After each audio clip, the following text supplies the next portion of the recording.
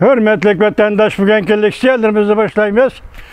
Leksiyada Sıdıka Roza Washington'da sözleyimiz. Bugün Çislağa 11. ayının 2. günü. Hürmetlik vatandaş. Bugünkü vaziyetin eysak iki çoğun jığın, halkara jığın qarayı Xi Jinping qatnaşmıdı. Bir kelimat özgürüsü Angliyanın Glasgow şehrinde.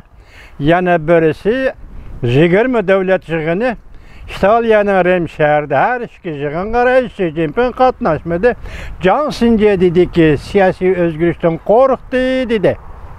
Yana başkalar xilma-xil gapmasdan kesel olup qaldı. Memleketinin çataq dedi. Buna da qat'i nazar xalqaro yığınlardan, xalqaro siyasi sahnelerden özünü tartış. Meningcha bo'lganda Jungoning tashqi siyosadagi bir mag'lubiyat vatandaş. Meyli onunğa foydali bo'lsin, meyli onunğa ziyonli bo'lsin, xalqaro yığınlardan chekinish degan so'z bu Jungoning tashqi siyosatining mag'lub bo'lganligining dalili deyish bo'ldi. Şununla münasibetle kaldı bugünkü leksiyalar vatandaşlar. Xi Jinping xalqaro sahnada davamlıq payda bo'lishdan to'xtab qoldi. Jungo Kom partiyasi dunyoga yaqdamda. Mavzuli xabar 11 ayning 1 kuni Amerika ovozidan Xitoy til programmasi e'lon qilindi. Xabar bundaq boshlandi. Sal tezroq so'zlayman vatandaş, yomg'ir tomchiyotidik. Qattiq yog'ib ketmasin deb qo'rqdim-ku. Jungoning rahbari Xi Jinping 21 oydan beri davlatdan chiqib, ikkinchi bir davlatga ziyoratga bormadi. 10 ayning 30 kunda 31 kuni İtalya Rem'de o'tkazilgan 20 davlat yuqori darajaliklar yig'ini hamda uningdan keyin Angliyaning Glasgow shahrida o'tkazilgan Birlashgan Davlatlar Tashkilotining 26 navbatlik kelimat o'zgarishi yig'iniga qatnaşmadı. Bu yığınlarga ekran şeklinde qatnaşmakçı oldu. New York Vaqt gazeti tahlil maqolasi e'lon qilib, mundaq ko'rsatdi. Üzeki sebep yuqumliq virus bo'lsin, lekin Jungo mundaq demagan bo'lsinmi? Xi Jinpingning chet elga ziyoratga chiqmasligi Jungo Kom partiyasining diplomatiya va ichki siyosatda o'zgarish hosil qilganligidir.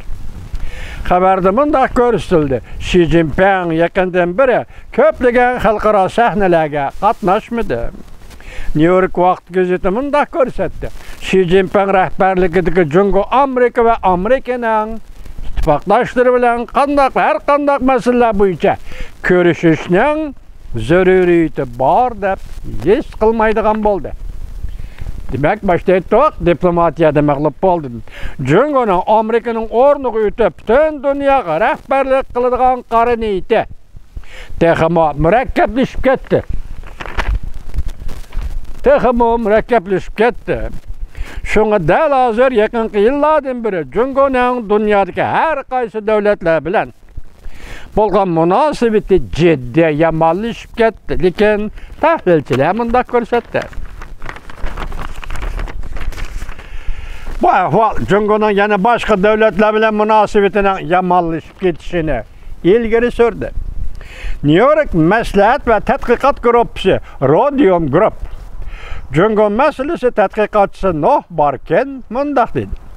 Jungo navbatda istiqomat holatida turyapti, yoki mudofaa holatida turyapti. Xabarda mundaq ko'rsatildi. Jungo Soda, Tayvan va boshqa masalalarda jiddiylik va bu jiddiylikdan texmo eg'irlashib ketishiga duch kelgan mushundaq paytlarda Xi Jinpingning xalqaro yig'inlarga qatnaşmasligi uning uchun yuz so'zlashish fursatini qo'ldan berib qo'yish deganlikdir. Bir yil burun Xi Jinping Yevropa ittifoqi bilan savdo mablag' kelishim imzolamoqchi bo'lgan edi, lekin Uyg'uriston masalasi, kishilik huquq masalasi bo'yicha bu kelishim amaldan qoldirildi. Shuningdek, Xi Jinping Yevropa ittifoqining Yevropani ziyorat qilish takliflarini kayni-kaynidan rad qildi. Xi Jinping mush ishlarni qilib turganda xalqaro jamiyat Jungoning nurg'un siyosatlarini tekshirib turdi. Cümleden yuqumliq virusning manbai Hong Kong, Tibet, Uyg'uristonda o'zliksiz yomonlashayotgan kishilik huquq masalalari ve Tayvan'ı agahlandırışla qatarlıq Cüngünün her xil siyaseti xalqaro cemiyetinin nazarıdır. Geçip bitilmedi. Tekşirişler aşkarıldı ki ötken 2 yılda dünyadaki nurgulluğa mühim devletlerinin Cüngü doğrusudaki təsiratı özlüksüz yamallaşıp gitti.